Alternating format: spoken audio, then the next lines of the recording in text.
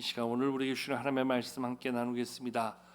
신약성경 요한복음 12장 1절서부터 6절까지입니다.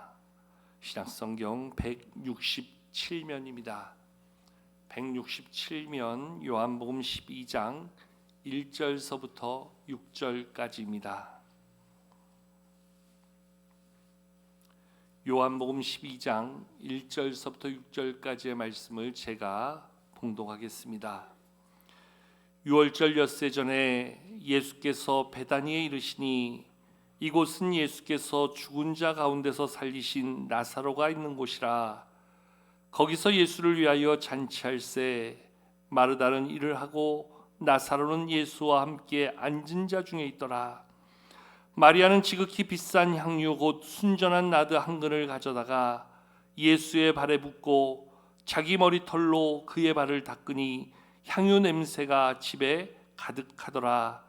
제자 중 하나로서 예수를 잡아줄 가룟 유다가 말하되 이 향유를 어찌하여 300데나리온에 팔아 가난한 자들에게 주지 아니하였느냐 하니 이렇게 말함은 가난한 자들을 생각함이 아니오 그는 도둑이라 돈깨를 맞고 거기 넣는 것을 훔쳐 가미러라. 아멘. 어느 독일 마을에 한 부부가 있었습니다. 은퇴를 하고 이제 노년을 자기 고향 가서 살아야 되겠다 생각해서 고향을 갔는데 고향 마을에 너무 다들 어렵게 사는 거예요. 아이들이 먹을 것이 없어가지고 먹질 못해요. 그래서 빵을 이만큼 사가지고 마을 어귀에 두고 거기에 글을 써붙였어요. 우리 어린이들 하나씩 가져다가 배고플 때 드세요. 그랬더니 아주 힘세고 아주 달리기 잘하는 아이들도 달려와가지고 그냥 가장 좋은 것을 골라가는 거예요. 그러니까 작고 어린 여자아이가 하나 있었는데 맨날 가면 꼴찌, 마치 버려진 듯 남아있는 가장 작은 빵을 가지고 가는 거예요. 옆에 그 노부부가 서서 아이들 한 명 한 명을 바라보는데 매일매일 그렇게 빵을 제공해 주는데 이 노부부는 쳐다도 안 보고 아이들 그저 빵 가져가는데 급급한 거예요. 근데 마지막에 가져가는 그 여자아이가 항상 이 노부부를 향해서 마지막 이제 하나 남은 거 가져가면서도 고맙습니다, 감사합니다, 잘 먹겠습니다, 얼마나 인사를 예쁘게 하든지요. 어느 날 그날도 빵을 이만큼 쌓아놓고 마을 아이들에게 빵을 가져가게 하는데 역시 힘세고 달리기 잘하는 애들이 먼저 와서 다 가져가는 거예요.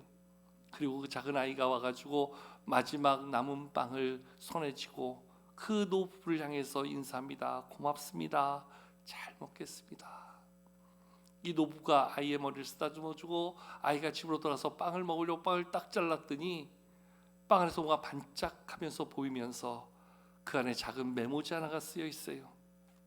거기에 그 들어있는 작은 금전 하나 옆에 메모지에 이렇게 써 있습니다. 감사할 줄 아는 사람에게 주시는 하나님의 선물입니다. 여러분, 똑같은 것을 받는에도 불구하고 우리는 더 큰 것, 좋은 것을 찾지 그것을 준 사람에 대하여, 그것을 주신 하나님에 대해서 누구도 감사할 줄 모른다는 거예요. 올 한 해를 지내면서 우리는 하나님 앞에 이 감사절 예배를 드리며 나의 무엇으로 인하여 하나님 앞에 감사할 수 있는가? 오늘 우리의 감사를 한번 돌아볼 필요가 있다는 거지요. 감사를 일컬어 사람들은 최고의 신앙 고백이다 이렇게 이야기합니다. 우리의 삶에 베푸신 하나님의 은혜를 기억하는 자만이 감사할 수 있다는 거지요. 그 하나님의 은혜를 기억하고 마음에 감사를 담아서 하나님 앞에 나의 마음을 내어드리는 것, 거기에 진정한 믿음의 고백이 있고 하나님께 드려지는 성도의 가장 아름다운 감사의 삶이 있게 된다는 겁니다. 사도 바울은 성도가 가져야 될 가장 아름다운 삶의 모습을 데살로니가전서 5장 16절에서 18절까지 항상 기뻐하세요, 쉬지 말고 기도하세요, 그리고 범사에 감사하세요. 이것이 바로 여러분들을 향한 하나님의 뜻입니다. 저도 성도라면 모든 일에 항상 기뻐하고 쉬지 않고 기도하며 범사에 감사할 수 있는 삶, 그것이 오늘 우리에게 요구하시는 하나님이 원하시는 성도의 삶이다 말씀해주고 있는 거예요. 여러분, 우리의 삶에 주신 하나님의 감사가 얼마나 많습니까? 얼마나 큽니까? 문제는 우리가 그 감사를 잘 깨닫지 못하고 살아간다는 거예요. 이스라엘 백성들 광야 40년 한번 생각해 보세요. 신명기 8장에 나오는 말씀처럼 저들의 40년 동안 저들은 옷 하나 헤어지지 않고 발 하나 부러뜨지 않고 광야 40년 길을 지나올 수 있었다. 말씀은 이야기해 주고 있어요. 그게 이스라엘 백성들에게 베푸신 하나님의 은혜요, 저들을 돌보신 하나님의 사랑이었다 말씀해 주고 있어요. 여러분, 이스라엘 백성들의 광야 40년만이 아니지요. 우리의 지난 한 해의 삶, 이제까지 온 우리들의 삶의 자리, 오늘 우리에게는 하나님의 어떠한 은혜가 있었는지요. 우리가 보통 부르는 찬송 가운데 지금까지 지내온 것 주의 크신 은혜라, 모든 것이 하나님의 은혜로 채워졌고 하나님의 은혜 가운데 살았지요. 이스라엘 백성들 광야 40년 동안 배고프다 할 때 하나님께서 하늘에서 만나와 메추라기를 내려주셔서 저들이 줄이지 않고 먹을 수 있었습니다. 저들의 나아가는 길에 배고프다 할 때 먹을 것을 주시고, 목마르다 할 때 반석에서 샘을 내서 저들의 기갈을 풀어주시고, 저들의 가는 길의 모든 위험과 위기를 하나님이 친히 막아주시고 인도하여 주셨던 은혜가 있습니다. 광야에 40년을 하나님께서 함께 주시고 저들을 돌봐주셨습니다. 그런데 문제는 이스라엘 백성들 하나님의 그 은혜는 까맣게 잊어버리고 그저 눈앞에 보이는 작은 문제가 생길 때마다 그들은 늘 하나님 앞에 원망과 불평을 쏟아내기에 급급했습니다. 그것이 이스라엘 백성들의 한계인 모습이라고 한다면 우리의 모습 또한 그러지 않았었는지요. 우리의 삶에 주신 은혜가 얼마나 큽니까? 우리에게 베풀어 주신 하나님의 사랑이 얼마나 많습니까? 그런데 우리는 눈앞에 보이는 작은 일들로 인해서 감사해야 될 입술에 원망과 불평을 담고 살아갈 때가 얼마나 많이 있었습니까? 많은 사람들은 감사를 이야기한다고 한다면 특별한 감사의 제목, 특별한 감사의 이유, 특별한 감사의 근거를 찾아 감사하려고 합니다. 여러분, 지금까지 살아온 것 자체가 감사 아닙니까? 지금도 주 앞에 나와 예배하고 있는 나의 모습이 감사의 가장 분명한 이유 아닙니까? 여러분들 어려움을 만나고 굴곡진 일들 가운데서 그렇게 하나님의 은혜를 누리고 산 게 감사입니까? 그러한 일 없도록 지켜주시고 평안 가운데 무탈하게 지내온 것, 그것 자체가 감사 아니겠습니까? 많은 사람들이 이야기합니다. 보세요, 나는 가진 것도 없고, 나는 너무나 어려웠고, 나는 너무나 힘들었고, 나는 너무나 많은 문제 가운데 살아왔기에 감사할 일이 하나도 없습니다.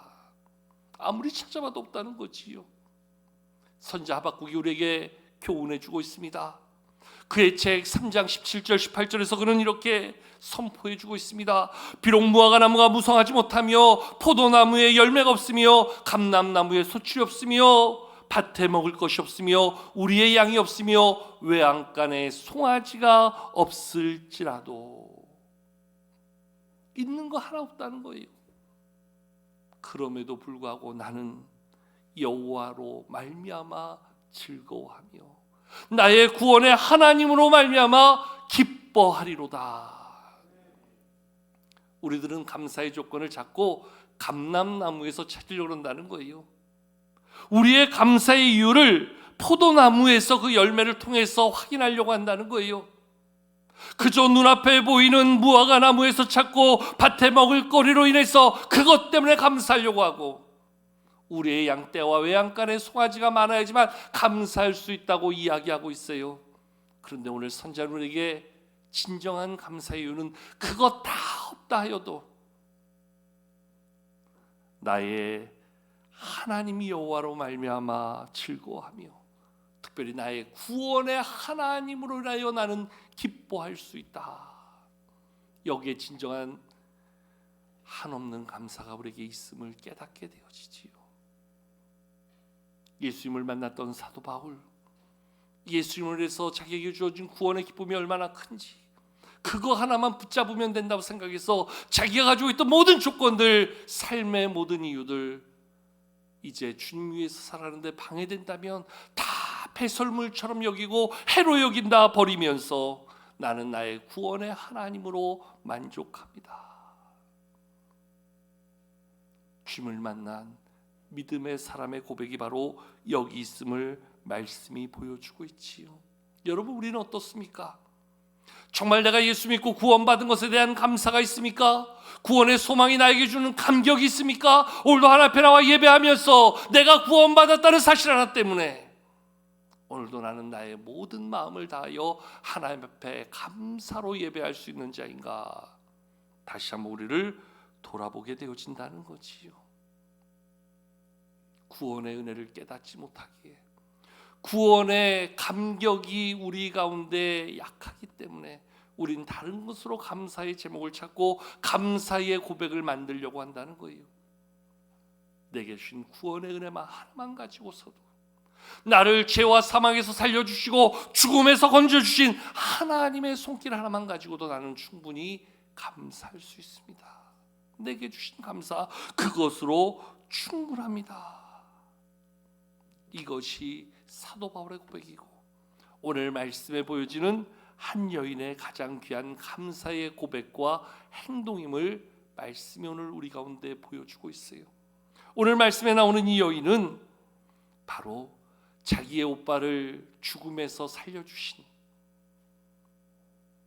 자기 오빠 죽었던, 그래서 장사 지내고 그 무덤에 장사하여 나흘이나 지나 이제는 부패하여 냄새나는 그를 다시금 무덤 문을 여시고 다시금 그를 나오게 하셔서 다시금 호흡이 있는 자로 살려주신 그 예수님 바라보면서 내 오빠 살려주신 것만으로 나는 충분히 감사합니다. 자기의 가장 귀한 향유옥합을 쏟아부어 주의 발에 붓고 자기의 머리카락으로 그 발을 닦았던 이 여인의 감사, 이 여인이 왜 그렇게 할 수밖에 없었는가? 바로 자신의 오빠를 살려주신 그 구원의, 그 생명의 기쁨이 얼마나 컸으면 이 여인이 그러한 감사를 고백할 수 있었는가? 우리 오늘 말씀 1절 말씀, 이 여인이 그렇게밖에 할 수 없었던 이유가 무엇인가? 1절을 통해서 같이 한번 찾아보기를 원합니다. 같이 1절을 읽겠습니다. 함께 읽겠습니다. 6월절 엿새 전에 예수께서 베다니에 이르시니 이곳은 예수께서 죽은 자 가운데서 살리신 나사로가 있는 곳이라. 아멘. 오늘 말씀은 그 나사로를 일컬어서 죽은 자 가운데서 다시 산 자라 이렇게 말씀해 주고 있습니다. 그리고 마리아는 바로 그 나사로의 누이 동생이었습니다. 앞서 요한복음 11장에 보면 예수님이 나사로를 살리신 그 생명의 사건이 선명하게 나타나고 있지요. 예수님께서 생전에 죽은 자를 살리신 사건이 3번 있었습니다. 회당장 야이로의 딸을 방금 죽었다 하는 이야기를 듣고 가서 그를 살려주시지요. 나인성 여인의 아들이 장사 지내러 가는 길에 그 행렬을 멈추게 하시고 거기서 그를 살려주시지요. 그리고 또 한 명이 바로 나사로를 살리신 그 생명의 자리인데, 특별히 나사로는 이미 장사가 다 끝났어요. 무덤 문이 닫혔어요. 나흘이나 지났어요. 이제는 썩어 냄새 날 수밖에 없는 그러한 지경이었어요. 그런데 그곳에 가셔서 무덤 문을 여시고 이제는 썩어 냄새 납니다 탄식하고 있는 이 누이 동생들 앞에서 무덤 문을 여시고 그를 다시금 살려주시는 그 놀라운 일을 통해서 그 죽었던 오빠가 다시 살아났으니 얼마나 그 감격이 크겠어요. 지금 예수님이 그 오빠와 함께 하고 있는 그 모습 속에서 이 마리아는 그 예수님에 대한 감사, 오빠를 살려주신 그 예수님에 대한 기쁨을 주체할 수 없어서 자기의 귀한 향유를 가지고 나와 예수님의 발에 쏟아붓습니다. 그리고 자기의 머리카락으로 예수님의 발을 닦아내려갑니다.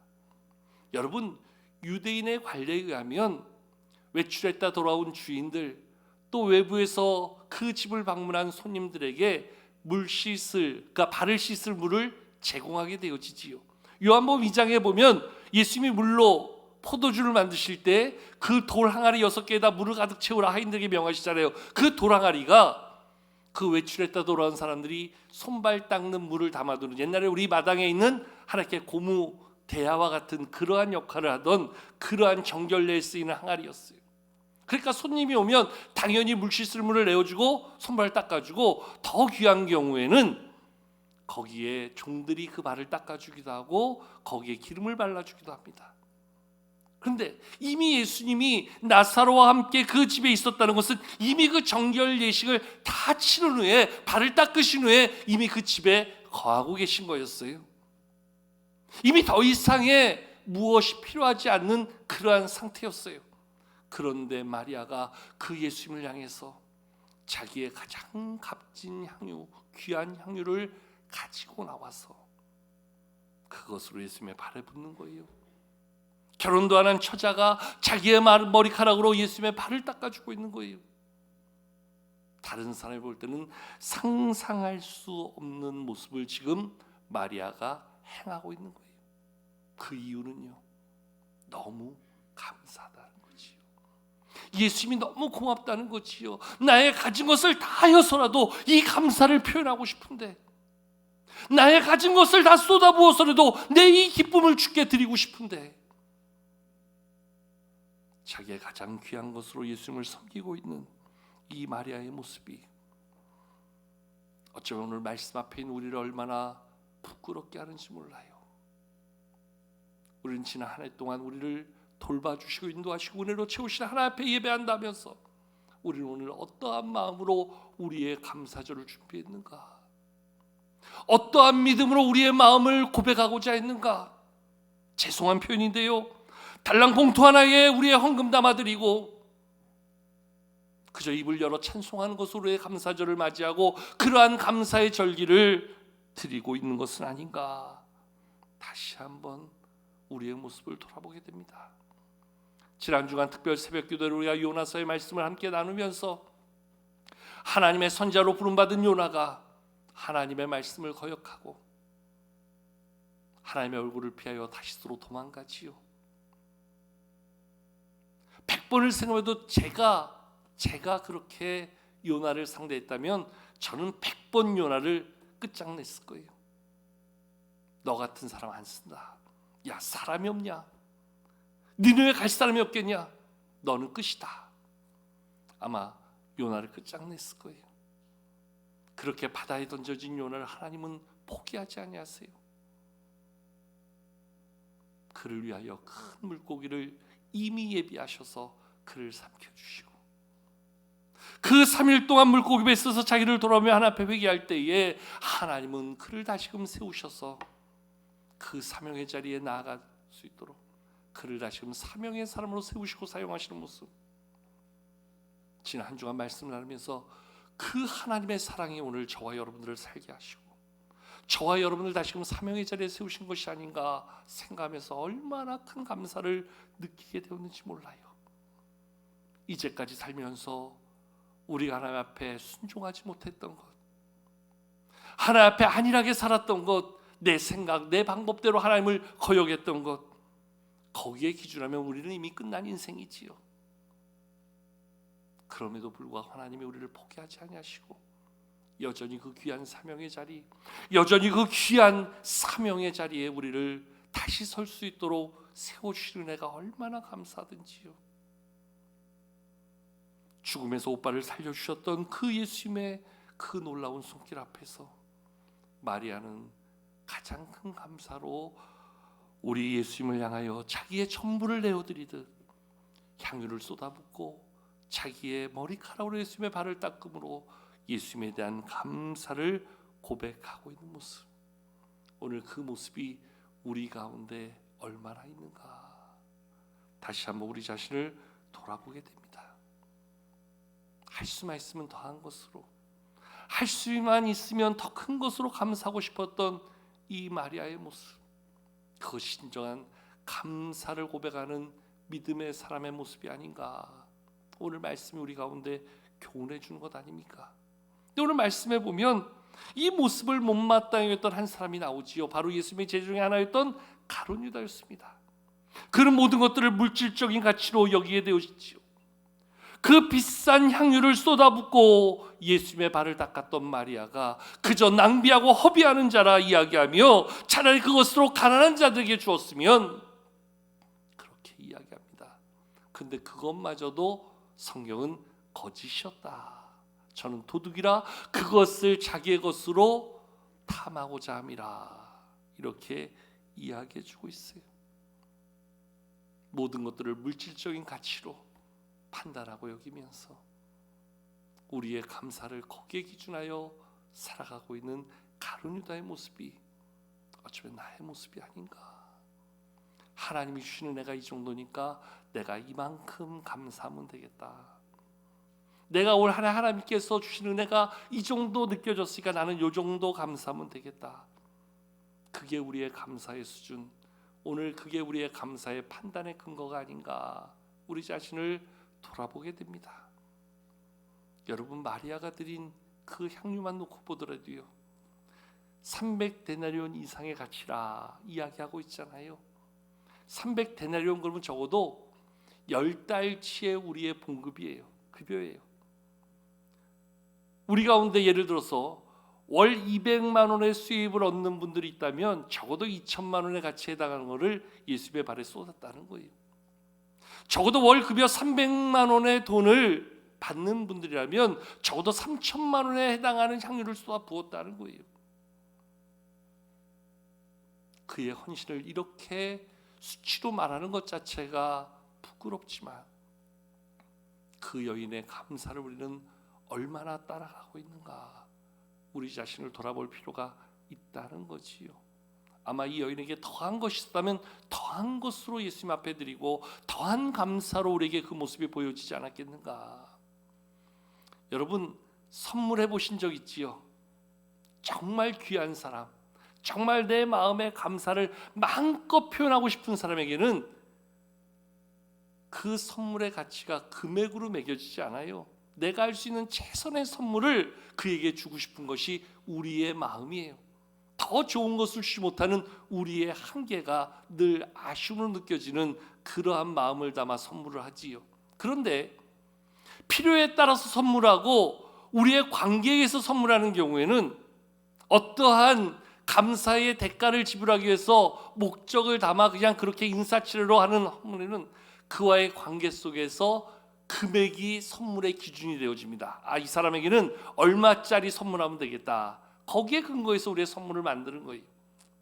같은 선물한다 해도 내 마음의 전부를 다하여 주고 싶은 사람에게는 내 마음의 최선으로 담아주고 싶은 것이 우리의 마음이고, 관계에 의해서 어떠한 목적으로 선물을 건네는 경우에는 거기에 준하는 선물을 주면 된다라고 생각하는 거예요. 여러분, 오늘 추수감사주일 우리 하나님 앞에 감사할 때 우리는 어떤 모습, 어떤 마음으로 하나님 앞에 감사하고 있는가, 우리 자신을 돌아볼 필요가 있다는 것이죠. 정말 내 마음의 전부를 다하여 하나님 앞에 정말 우리의 마음의 전부를 감사로 드릴 수 있는가. 그 감사를 고백하면서도 더한 감사를 드리지 못한 것이 하나님 앞에 숭고하고 죄송한 마음으로 하나님을 감사하고 있는가. 하나님, 이 정도면 되잖아요. 나 이 정도로 하나님 앞에 감사하면 충분하잖아요. 우리의 감사를 그 정도에 국한하여 감사하고 있는 것은 아닌가. 우리 자신을 돌아볼 필요가 있다는 것이지요. 오늘 말씀 3절에 보면 이 향유를 쏟아부어 예수님의 발을 닦았던 이 마리아, 이 여인으로 인해서 그 집에 향기 냄새가 가득하게 되었다. 말씀은 이야기합니다. 우리 3절 말씀 같이 한번 읽어보실까요? 함께 3절 읽겠습니다. 시작. 마리아는 지극히 비싼 향유 곧 순전한 나드 한 근을 가져다가 예수의 발에 붓고 자기 머리털로 그의 발을 닦으니 향유 냄새가 집에 가득하더라. 아멘. 한 여인의 이 감사의 고백이 온 집을 그 향기로 가득 채우고 있는 모습을 말씀 우리 가운데 보여주고 있습니다. 성도의 삶에는 이 감사의 향기가 가득해야 한다는 것이요. 성도가 모여 함께 예배하는 이 자리, 이 안에는 감사의 향기가 진동해야 한다는 것이요. 왜냐하면 이미 우리는 다 하나님 앞에 구원의 큰 은혜와 한 해를 돌보시는 하나님의 사랑 앞에서 우리의 마음 다해 감사로 예배하는 감사의 삶이 우리 가운데 있어야 하기 때문이라는 거예요. 우리의 삶을 한번 돌아보십시오. 우리의 한 해를 한번 헤아려 보십시오. 내게 베푸신 주의 은혜와 사랑이 얼마나 큰가. 나는 오늘 얼마나 하나님의 은혜에 상하는 감사를 올려드리고 있는가. 시편의 기자는 감사로 제사를 드리는 자가 하나님을 진정으로 영화롭게 한다 말씀하고 있어요. 믿음의 거장 사도 바울은 골로새 2장 7절에서 너희의 감사를 넘치게 하라 교훈하고 있어요. 우리의 삶에 주신 모든 삶의 자리, 하나님께 받은 은혜, 그래서 우리가 올려드릴 그러한 감사의 고백, 아름다운 우리의 헌신을 인색함이나 억지로 하지 말고 그 마음에 정한 대로 하라. 고린도후서 9장에서 하나님을 향하여 또한 어려운 이웃들을 향하여 우리가 내어드릴 그 귀한 연보를 우리의 정한 대로 하라. 이 정한 대로라는 것은 우리의 마음에 주신 그러한 하나님의 마음, 그 감사의 마음을 다하여 그렇게 올려드리라 말씀해 주고 있는 것이지요. 오늘 말씀의 제목이 진정한 감사입니다. 흉내내듯 하는 감사가 아니라, 세상 말로 신용하는 감사가 아니라, 겉으로 그저 보여지는 감사가 아니라 내 마음의 전부를 다한 진정한 감사. 하나님이 받으면서 그래 네 마음이 담겨 있구나, 너의 사랑이 느껴지는구나. 우리에게 베푸신 하나님의 은혜를 기억하여 감사로 나아가는 성도의 그 아름다운 고백이 하나님께서 기뻐 받으실 만한 그러한 진정한 감사가 오늘도 우리 가운데, 이 예배 가운데 있어야 함을 말씀은 이야기해 주고 있습니다. 저와 여러분들의 삶 가운데 오늘 이 감사가 고백되어 줄 수 있기 원하고, 우리 남은 한 해 동안 이 감사로 살아갈 수 있는 우리의 삶이 되기를 축복합니다. 이후에 우리의 모든 삶 가운데 내게 주신 하나님의 은혜, 그 사랑, 그 손길을 기억할 때 날마다 우리의 마음 중심에서 울려 퍼지는 감사의 고백이 우리의 찬송이 되고, 우리의 기도가 되고, 우리의 사랑의 선포가 되어지고, 그 감사를 모르는 자들에게 전하는 감사의 메시지가 되어서 우리로 통해 하나님의 그 감사가 날마다 주 앞에 온전히 드려지는 놀라운 멋진 모습이 우리의 삶, 우리의 교회를 통해서 날마다 아름답게 증거되어 줄 수 있기를 주님의 이름으로 축복합니다.